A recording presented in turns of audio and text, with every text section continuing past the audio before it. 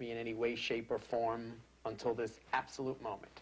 Okay, you're going to see me doing this. This is just a form of distraction that benefits me. My hand is not under any mysterious control. Nothing weird here is going on or whichever. Okay, so without further ado, let us begin. And as I said, whatever I say to you, just keep it yes, no, or that you understand only. And away we go. First of all, a male presence has come into the room. And another one, and a female also. Another male who seems to stay in the background, so no doubt he probably could be somebody of a later generation.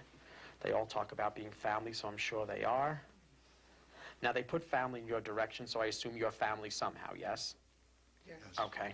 There's somebody who's coming in and saying like they were Bernie or Bernard. Also, Margaret is here? Passed on? Yes. Because she must have just walked into the room. Also named Helen? Passed on? Because she just walked in the room also. In this group of people that have so far come through, there's talk about the younger male that passed on. Does that make sense to you?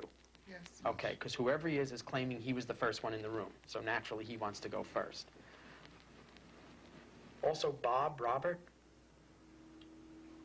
passed on? Yes. Who says he's family, yes? Yes. Yes. He states you're his folks. That's true? Yes. Yes. So it must be your son. Yes. He's an uncle? Yes. Yeah, because he's congratulating himself. So apparently one of his siblings, there's a birth of a child coming up, and he's an uncle, he states. Also, your son speaks of you moving. Were you thinking of moving? No. I'm going to leave it with you anyway, because he speaks of you moving and just wants to let you know it's all right. Oh, I see shamrocks around you. That makes sense? Yes. Let me guess. You're of Irish heritage? Yes. Wow, that was a good psychic thing. But St. Patrick, in your case, has something more specific. Because your son keeps circling the name again, telling me that there's more specific, even though he doesn't say it out. But your son must have had a good sense of humor, yes? Because he's kind of teasing me. He tells me there's a lurching at the heart. Yes. But he does tell me his heart fails. Yes. But like that. Yes. Because I don't mean to sound impolite, but it's like he drops dead. Yes. Because he tells me he drops dead. Yes. He also thanks for the memorial. Make sense? Yes. Yes. And the planting. Yes. Okay, so as he's saying, he just wants to address more that you're suffering versus the fact that you keep it so internal. Because unfortunately, you've lost your son, but you've also lost your best friend. Excuse my way of putting it, but I can't express it better. It's just, every time you think about his passing, you're just so pissed off.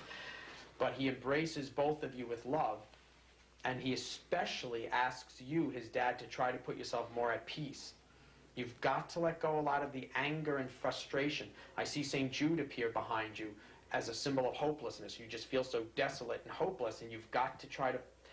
You're never going to be yourself again, but don't let your grief be your downfall. That's what I think he's driving at. He signs off, the others do too. They send their love until we meet again, and there they go. Okay, and away they went, signed off.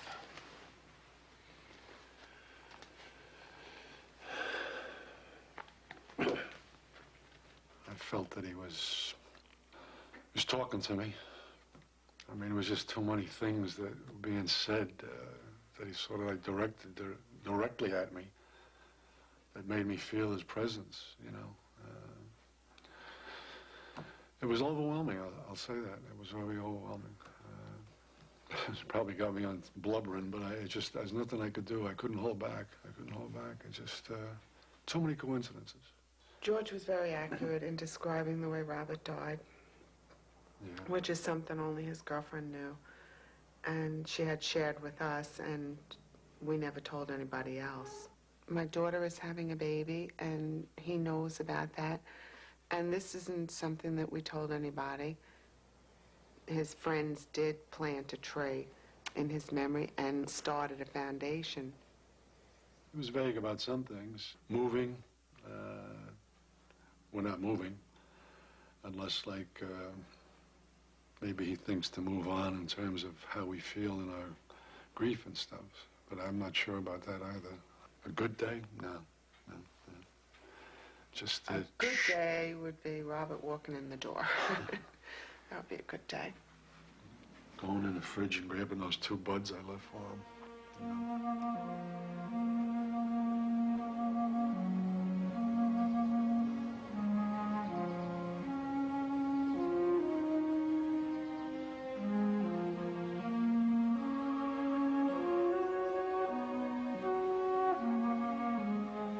The human being is both particle-like, individual-like, here and now, and wave-like, extended throughout space and time.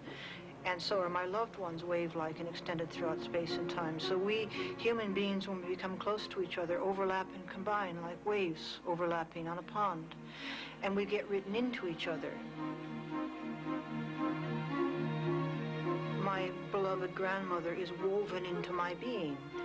And I laugh as she laughed, I cry as she cried, she is part of me. Which means that we guarantee each other a kind of immortality.